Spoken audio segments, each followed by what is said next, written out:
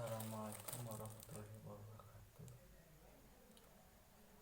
Perkenalkan, nama saya Ridho Nur Ali, kelas 11 TBSM 3.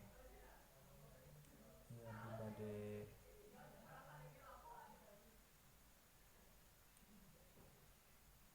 pidato tentang inovasi pameran otomotif.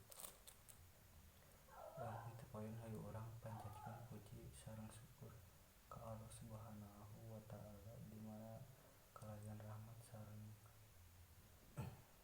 karunia-Nya urang tiasa riung mungpulung dina acara anu ditunggu-tunggu sabantaun. Shalawat miwah salam teh hilap dilimpahkeun ka junjungan urang Muhammad sallallahu alaihi wasallam, rerencangan anu simkuring dipirhomat.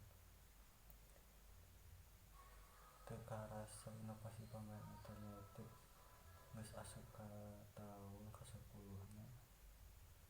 Unggal tahun urang sok dipanggihan kejutan anu menarik kaunggal pameran otomotif boh ti jero sareng luar negeri.